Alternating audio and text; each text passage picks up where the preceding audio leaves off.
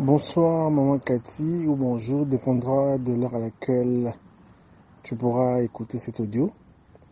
Je voulais d'abord te remercier pour le Puritox et les produits contre la prostate que tu as eu à délivrer pour mon père. Je veux te dire merci pour cela.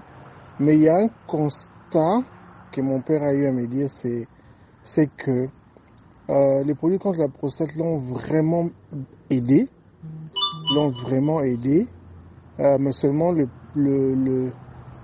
chiffre de la PSA est resté identique. Ça n'a pas augmenté, ça n'a plus baissé. Alors, on avait fait une petite analyse avec lui. On s'est dit qu'il pourra prendre ces produits 2 fois l'année.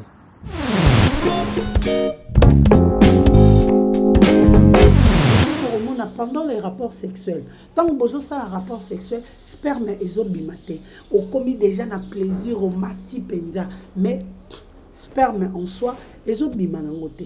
Moussou pour romona aussi ici que ça un rapport sexuel, obimi. Après on go bandola tabinde, ba sperme et bimi. Sperme et aka kobima lisusu na moment ni. Pendant on ça la grand besoin na yo na toilette. Oza na toilette on ça la grand besoin. On remarqué sperme et bimi on a liboso.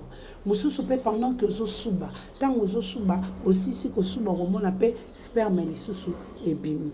Mususu pendant les rapports sexuels ozo yoka crampe na côté gauche. Ce que on dit o éjaculer, sensation na éjaculation ozo ya douleur wana ya crampe pe na côté gauche ezo mat. Ozo mona on a tendance ya kobeta boy to ya kobeta likolo parce que douleur wana ekoki même ko déconcentrer yo au kati ko ça le rapport. Et mususu ko remarquer au comme un problème, il y a faiblesse sexuelle. Faiblesse sexuelle na ndenge nini ozo bandé na yo mais ko bandé na yo ezali penza makasi penza te ndenge ezalaka. Et comme moi pété au bandé mais au bandé bien te au telemi mais ya pété kaka au lieu telema pende kemba pende lokola likemba et ça la bonté izo ça la netité. Donc, ils allaient parmi les signes oyo, il y a prostate.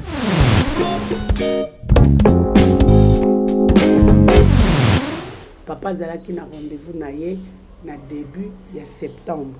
Talaka depuis mars. Azui cure na ye moko, na cure wana moko ezalaka nini. Ezali 25 Pirito, 25 Fortipro et puis 8 booster. Booster yango booster est dans l'étiquette hein? Booster yango azui 25 Pirito 25 Fortipro na 8 booster ne papa asala ki traitement na alors baki na mela na sala et bon temps na kozonga pas médecin total soki évolution ezandengeni Maison Kati eza ya bana ya Congo Maison Kati do eza ya bana ya Congo do Maison Katido, eza ya bana ya Congodo Tozana ba projet belé, eza nango naturel Mwamba papa, wana makasi ya ba papa Tanga bio, suki sa pommade élargissante Pona ba papa Pirito, voir clair FD Purge ba produit ya Maison Kati yango wana Tanga Maison Kati a memeli biso ba produit naturel ya bien oye ko traiter nzoto na biso malamu mingi koleka. Plus de détails, kende na Kintuka Pêcheur, avenue Maindombe numéro 99. Référence Carrie Grèce.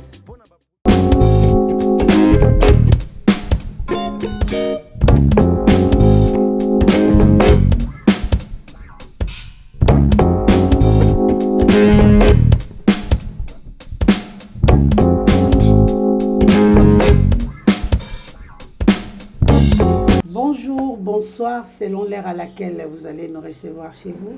Vous êtes bel et bien dans notre chaîne Nation Puissante Télévision où nous vous parlons de nos formules, des guérisons, de nos médicaments et de tout ce qui pourra vous apporter quelque chose ou un plus dans la vie. Je suis toute contente de vous savoir nombreux devant vos téléphones, vos laptops, vos tablettes ainsi que vos écrans en train de nous suivre. Voilà pourquoi je vous demande de vous abonner massivement dans notre chaîne YouTube Nation Puissante Télévision. Abonnez-vous massivement, partagez, aimez, likez et commentez. Nous avons besoin de vos conseils, de vos critiques pour nous aider à nous améliorer dans notre travail. Voilà pourquoi nous allons entrer dans notre sujet. Avant tout, nous allons balancer les éléments de nos partenaires. Là, je vois Molokai Gym ainsi que la famille sans frontières, plus 243. Merci. L'amour, la fraternité, une histoire, un rêve, une famille. Molokai Gym, vous l'entendiez depuis très longtemps, pour se récréer à travers la gymnastique et sculpter parfaitement le corps. Un club majestueux qui évolue dans les exercices de la cardio et du maintien de la forme physique. Une fantasmagorique initiative de son fondateur, Mohamed Chérif. Au pilotage, le président Rondidi Toutala et tant d'autres personnalités à la crème du savoir. Ces figures légendaires ont su perfectionner l'essence de la gymnastique en République démocratique du Congo. Loin de tomber dans son piédestal, le club compte 5 médailles nationales, à savoir 3 médailles pour les hommes et 2 médailles pour les femmes. Molokai Gym, avec ses 2 icônes féminines, Ginès Itoua et Ornella Amissi, fait tant des émules en défrayant la chronique sur le toit national.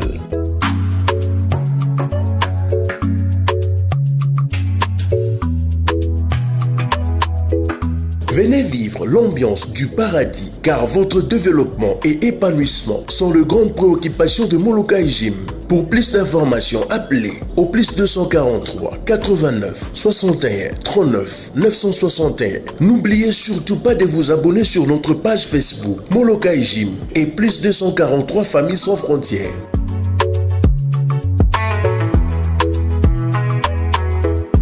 La vie est belle. Il faut en profiter. N'hésitez pas à passer des bons moments avec Molokai Gym.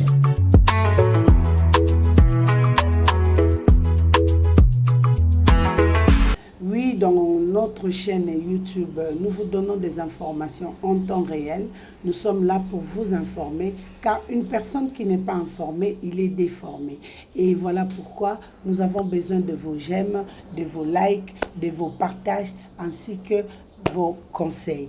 N'hésitez pas, c'est peut-être pas toi qui es malade, mais dans ton entourage, il y a quelqu'un qui souffre, dans ta maison, dans ta famille, tes collègues, on ne sait pas. Voilà pourquoi nous vous demandons de partager. Parce que le partage, c'est une sorte d'évangélisation. Le partage, c'est une sorte de vulgarisation, de faire savoir nos préoccupations, nos problèmes et nos solutions. Voilà pourquoi je ne veux pas tarder dans mes paroles, je vais entrer dans mon vif sujet. Aujourd'hui, nous allons parler de la prostate. Pourquoi nous allons parler de la prostate? Parce qu'il y a un de nos patients qui a retrouvé la vie, qui s'est retrouvé en bonne santé et nos produits ont donné des résultats vraiment satisfaisants. Voilà pourquoi nous revenons pour balancer les témoignages et vous donner quelques symptômes pour ceux qui nous suivent, pour savoir comment prévenir la prostate, comment savoir si vous êtes déjà malade ou pas. Voilà pourquoi c'est dans cette émission que nous allons parler de ça. Dans la Nation Puissante, nous ne faites pas passer des bêtises. Dans la Nation Puissante, nous vous parlons de plusieurs choses dans nos émissions Talamboka, dans nos émissions La vie et ses réalités, dans nos émissions Le monde dans l'église, dans nos émissions SOS Lisungi. Nous sommes là pour vous dire tout ce qui se passe, car peut-être vous n'êtes pas au courant, peut-être vous n'êtes pas concerné, mais quelqu'un à vos côtés est concerné. Vraiment, aimez, partagez, likez, et cela va nous aider à aller de mieux en mieux. Merci à toute personne qui s'est déjà abonné dans notre chaîne, et merci à tous les consommateurs de la maison chez Cathy, car Grâce à vos témoignages, ça attire encore beaucoup d'autres personnes parce que dans ces travaux, il y a beaucoup qui se disent, ces gens-là, ils sont de menteurs, ils disent des choses qui ne sont pas réelles, ces gens-là, ils font que parler, on ne voit pas des résultats, ce sont des charlatans, mais ici, Jésus-Christ est Seigneur et grâce au sang de Jésus dans nos produits, ça porte la guérison à tous nos consommateurs. Comment savoir qu'on a la prostate? Il y a plusieurs symptômes. Une personne qui veut savoir s'il a la prostate, il y a plusieurs symptômes que je veux vous présenter ici pour vous permettre à ce que vous puissiez avoir une idée sur votre état de santé. Une personne qui a la prostate, il a difficulté à uriner. Tu as difficulté à uriner, mais tu as l'envie pressante d'aller uriner. Une fois arrivé aux toilettes, ça va vous prendre plusieurs temps pour que les urines puissent sortir. Et quand bien même ça va sortir, mais ça va sortir en gouttes.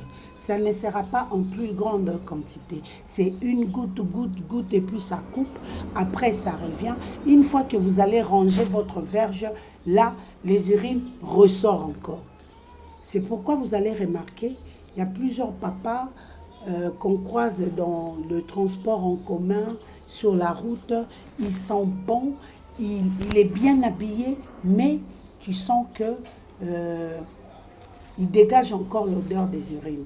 C'est parce qu'il n'arrive plus à contrôler, il n'arrive plus à maîtriser ses sentiments-là. Il y a d'autres personnes, ils n'arrivent pas à uriner, ça lui fait une rétention d'urine. L'urine se coupe, il ne sait plus ni uriner, ni se retenir. Et là, ça fait des douleurs atroces au niveau de bas-ventre. Des fois, il y a même le ventre qui gonfle, il y a des chevilles qui gonflent, il y a des genoux qui gonflent, la personne devient pâle, il a des yeux qui deviennent pâles, il a des douleurs, il n'arrive pas à s'asseoir, à dormir, ni à s'élever. C'est parmi les symptômes de la prostate. En dehors de ça, vous allez constater, pendant les rapports sexuels, vous allez avoir des crampes du côté gauche au moment d'éjaculation. Juste au moment où vous voulez éjaculer, il y a cette crampe-là qui insiste et qui vous fait mal. Des fois, ça vous déconnecte même. Des fois, ça permet à ce que vous débandez parce que la douleur est tellement immense. Autre chose, pendant les rapports sexuels, vous allez avoir des douleurs au niveau des testicules. Les testicules vont commencer à vous faire mal. Et autre chose, vous allez remarquer, pendant les rapports sexuels, vous n'aurez pas la possibilité d'éjaculer. Vous pouvez faire des rapports sexuels comme ça, mais les éjaculations ne viennent pas. Vous êtes vraiment concentré, vous êtes vraiment dans le plaisir, vous êtes vraiment en transe, mais les spermes ne sortent pas. Et quand est-ce que le sperme vient intervenir? C'est lorsque vous êtes aux toilettes en train de faire un grand besoin, et c'est là que vous verrez que le sperme sort. Ou soit après avoir fini avec les rapports sexuels, vous êtes sorti, et puis après, c'est le sperme qui sort. Mais pendant l'acte, il ne sort pas. Des fois, vous allez uriner, et après les urines, vous allez remarquer qu'il y a le sperme qui sort. Et ça, c'est parmi les symptômes des hémorroïdes. Oui, pour na bandeko oyo bazali kolanda biso na lobaka mwa ba français ya mike pour na ko permettre na bato baza ba congolais te, bato bayokaka lingala te, bazala en mesure ya kozwa idée sur quoi je suis en train de parler. Nazalaki koloba boye au sujet ya ba symptômes ya prostate. Muto azobela prostate akoyeba ndenge nini azali na maladie ya prostate. Okoyeba ngo eza na basine. Mususu na butu okolamuka plus de 5 fois pour okende kosuba. Mais tant on recommande na toilette na pour suba, otelemi et tant masuba ezoya kobima, ezobima na quantité ya mukie ebimi et puis esali mwa bagoutte et kati. Ozoyoka pe ke vessie na yo etikali vide te. Masuba ezana nukaka, mais awa masuba ekati. Le fait que masuba ezobima nyoso te, et ça la kaba douleur na bas ventre. Oko remarquer pe masuba no et comme na solo ya makasi. et comme une coloration ya makasi. Et puis soki masuba wana ezobimate okomona ba cheville na yo evimbi, okomona ba genou evimbi, okomona pe libumu evimbi otobengaka rétention urinaire. Libumu evimbi, mutu miso ekomi pâle, ako se tordre na ba douleur parce que le fait que masuba ezobimate ezosala passe. Mosusu pe masuba ngo ezobima mais lokola ezobima na difficulté ezosala pe passe. Okomona mosusu po asuba bien, il faut appuyer na bas ventre pour permettre masuba ebima. Mosusu okomona aussi ici ko suba onika orange verge boy masuba ebimi lisusu. Mosusu pe o perdre na sensation ya masuba. Ozoyeba te na moment nini osuba, na moment nini osuba te, masuba ekomi kobima na ndenge na yango moko. Ovandi boy masuba ebimi, oyeko se rendre compte yamba ese poli parce que ozo contrôler lisusu système urinaire na yo te. Ezali parmi basine. Mosusu okomona pendant les rapports sexuels. Tant bozo ça rapport sexuel, sperme ezobima te. Okomi déjà na plaisir au mati penza, mais sperme en soi ezobima nango te. Mosusu po komona aussi ici que ça le rapport sexuel au bimi après on go bandola tabinde ba sperme et bimi sperme et aka ko bima lisusu na moment ni pendant ozo ça la grand besoin na yo na toilette oza na toilette ozo ça la grand besoin au remarqué sperme et bimi on a liboso mususu pe pendant que ozo suba tant ozo suba aussi si ko suba romona pe sperme lisusu et bimi mususu pendant les rapports sexuels ozo yoka crampe na côté gauche ce que ngi o éjaculer sensation na éjaculation ezo ya douleur wana ya crampe pe na côté gauche ezo mat ozo mona wana tendance ya kobeta boy to ya kobeta likolo parce que douleur wana ekoki même ko déconcentrer yo au kati ko ça le rapport. Et mususu ko remarquer au comme un problème il y a faiblesse sexuelle. Faiblesse sexuelle na ndenge nini ozo bandé na yo mais ko bandé na yo ezali penza makasi penza te ndenge ezalaka. Et comme moi pété au bandé mais au bandé bien te au telemi mais ya pété kaka au lieu telema pende kemba pende lokola likemba et ça la bonté izo ça la neti te. Donc ezali parmi ba signes oyo ya prostate yango wana na ngaki avant que to banda na émission na biso na pesa bino ba détail na sujet oyo to koti nango sikoyo na ngaki nanu na pesa bino ba symptômes ya oyo etali prostate après na lekisa résultat ya papa na ngai oyo zela na tala atindelinga message na mboka nini.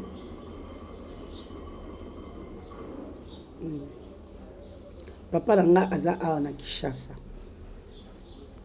et mwana naende ayaki kozwela ye bakisi don na kesa Yves yende ayaki kozwela papa na ye bakisi plamedi soko koki otia photo kotia kotia kombote ya tia photo ya résultat ya papa après ba examen na ye ya PSA et puis tokozonga pona lobande ni tobanda ki traitement na biso.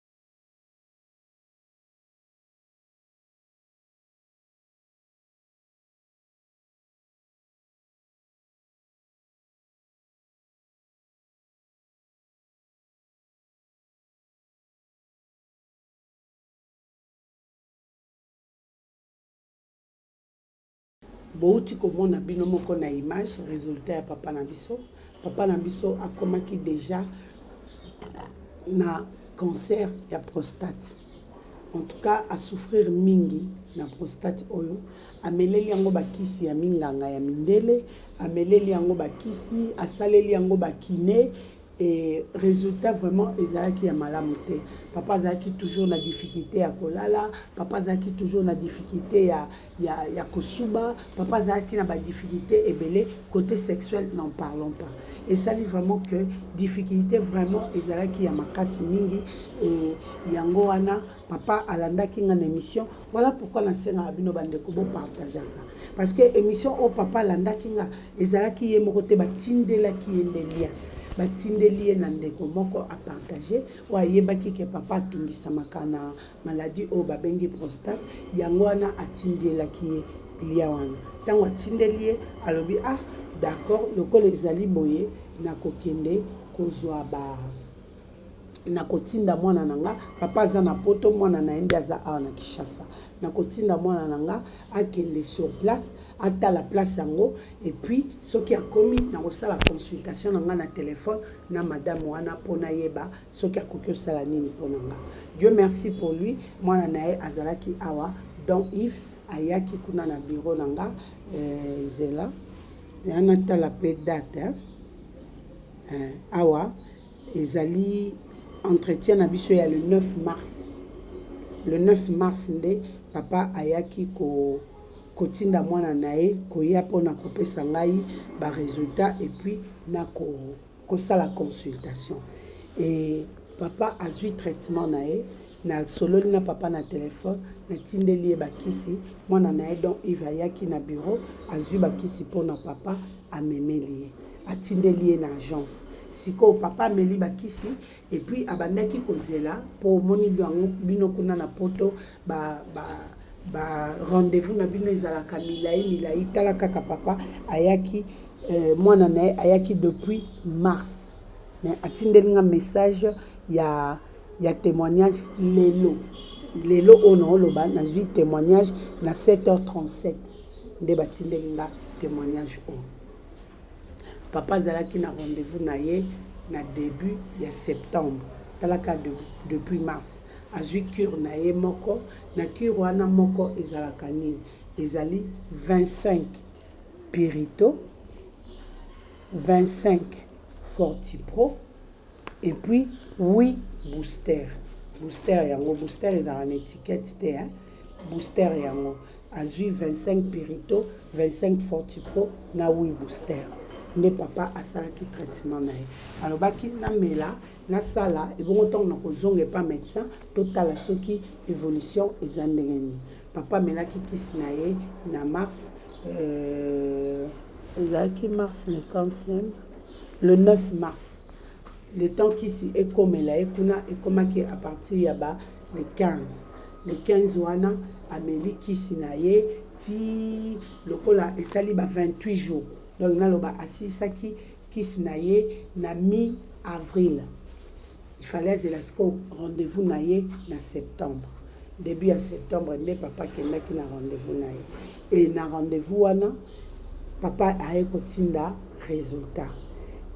Plamedi soko koki kotia voice ya mwana ya papa po toza na deux voice.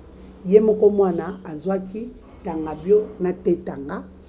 Papa nde azwaki Pirito Fortipro na booster. Soko koki kopesa kotiela bandeko ba voice wana après tokozonga nsima mpona pesa ba détail. Bonsoir maman Cathy ou bonjour, dépendra de l'heure à laquelle tu pourras écouter cet audio. Je voulais d'abord te remercier pour le Puritox et les produits contre la prostate que tu as eu à délivrer pour mon père. Je veux te dire merci pour cela. Mais il y a un constat que mon père a eu à me dire, c'est que les produits contre la prostate l'ont vraiment aidé.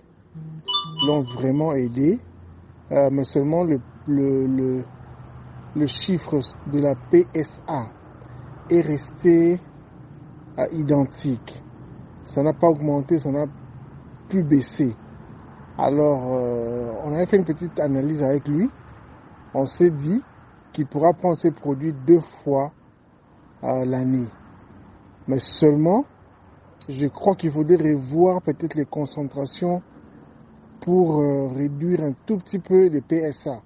Parce que la valeur de son PSA n'a pas bougé, n'a pas changé, ou n'a presque pas changé depuis qu'il avait eu à prélever, depuis qu'on avait fait le dernier test, quoi. Donc c'est la grande observation que mon père a eu à me dire sur le produit. Mais sinon, il va très bien, et en tout cas c'est un très bon produit. Ça c'est de 1. De 2, j'aimerais avoir le thé Tanga et Tanga Bio. Donc les produits fétiches de la maison.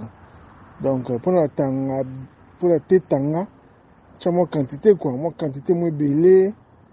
Et puis pour la thé Tanga, tu as quantité moins belée. Depuis la salle, commande souka et denga vraiment, mais ils ont un produit, il faut de temps en temps qu'on soit. Attends, au PMI, attends-moi quelques mois, 3 mois, 4 mois, il faut toujours qu'on soit. Quand on a vraiment la pousse en amour. Donc, l'organisation n'a pas ça va prix. Au rappelé, on va prix. Comme ça, on découvre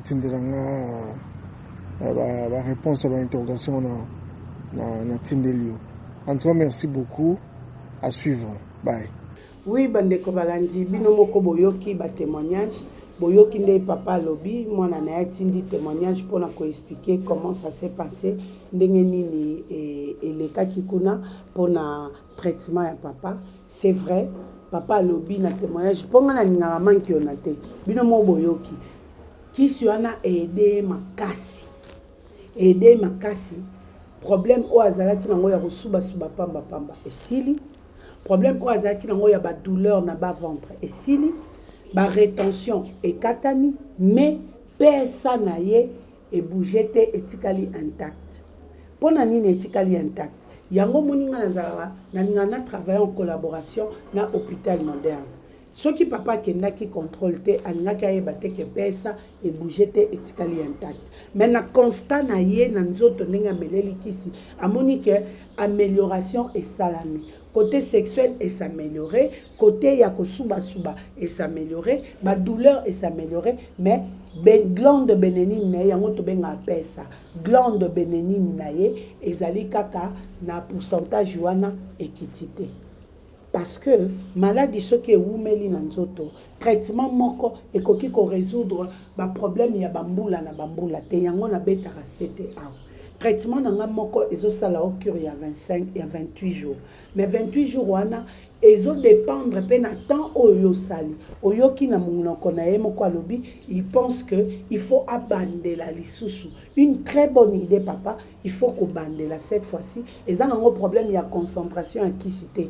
Qui si ezaka kandenge wana me ekutani na maladie o eumeli. Yango moni esali ba effet d'un côté mais côté mususu et bougeté. Et bougeté parce que eza efficacité et bougeté parce que quantité wana et kokité, il va falloir qu'on bande la lisusu na traitement wana pour na komona que pesa et bouger situation ezonga normal. Yango wana na sengi na bino bandeko bino po bozo souffrir na prostate omeli bakisi ya ndenge na ndenge basali otina opération à prostate mais le même symptôme oyo ozalaki nango avant opération yango wana ka kozo demeurer nango après opération yango na kosenga na bino bobenga ngai na plus 243 82 20 000 12 na suka nazali na 2 bureaux bureau na ngai ya liboso eza na commune ya Ngaliema na quartier Kinsuka Pêcheur avenue Maïndombe numéro 99 référence carrière Carré Grèce kuna naza koyamba tous les jours de 6h à 9h30 consultation 15 000 francs congolais. Deuxième bureau nanga eza na commune ya Kalamu na quartier Matonge na avenue Ikelemba numéro A9 kuna pe nazo yamba tous les jours de 12h à 14h30 consultation 15 000 francs congolais. Donc na sengi na bino bo s'abonner massivement na chaîne YouTube nanga na kombo ya Nation Puissante Télévision kuna bozwa abonnement, bo benga, bo commenter, bo tikelanga ba message au moment disponible na kozonga pona ko répondre bino. Ezalaki ya bino maman Katimunga na naturothérapeute na émission na biso ya santé pour tous. Wana na sengi merci na Lara Drone oazalaki na sima ya machine lelo ye mokwaza au four omula. Merci na Laetitia Dembo, merci na Afia Ndoma, merci na évangéliste Michel Ekouchou, merci na évangéliste Flavingie pe na bandeko balandi nyonso. Nasengi merci na babone ya Nation Puissante Télévision. Nasengi merci na ba consommateur ya Nation Puissante Télévision. Bosala ndenge ndeko nanga don Yves Sali atindi témoignage na ye par rapport ya ba constat o asali na kisi na kati eloko te na longoli eloko te na tie voice wana mobimba po ezala te ke aponika ba parti ya bien ba côté musuto yo kite na tiki yango mobimba po bo comprendre ke awa na maison chez Kati manque na nzara te to sala kaka auto yebi pete to zalaka vraiment na courage ya koloba ke wana biso to yebi te wana biso to sala te yango na pesi merci na équipe mobimba ya maison chez Kati pour la musala kitoko otozo sala ensemble na pesi lisusu merci na famille Munga, famille Mukoka, famille Sengambo, famille Botali pour na soutien na bino. Merci beaucoup na Pauline Libuta Dongo pour na ba partage. Merci na bato nyonso o ba soutenaka musala o ezala na prière, na conseil, na acte, na ba geste, na pesi bino merci. Ceux qui koloye soazongite ndeto monani malasi. Bye. L'amour, la fraternité, une histoire, un rêve, une famille. Molokai Gym, vous l'entendiez depuis très longtemps, pour se recréer à travers la gymnastique et sculpter parfaitement le corps. Un club majestueux qui évolue dans les exercices de la cardio et du maintien de la forme physique. Une fantasmagorique initiative de son fondateur, Mohamed Chérif. Au pilotage, le président Rondidi Toutala et tant d'autres personnalités à la crème du savoir. Ces figures légendaires ont su perfectionner l'essence de la gymnastique en République démocratique du Congo. Loin de tomber dans son piédestal, le club compte 5 médailles nationales, à savoir 3 médailles pour les hommes et 2 médailles pour les femmes. Molokai Gym, avec ses 2 icônes féminines, Ginès Itoua et Ornella Amissi, fait tant des émules en défrayant la chronique sur le toit national.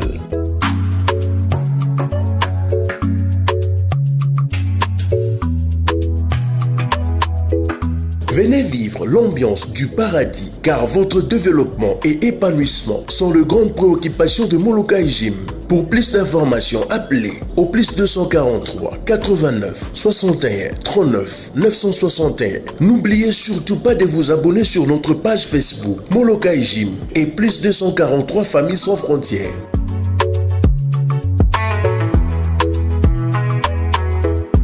La vie est belle. Il faut en profiter. N'hésitez pas à passer des bons moments avec Molokai Gym.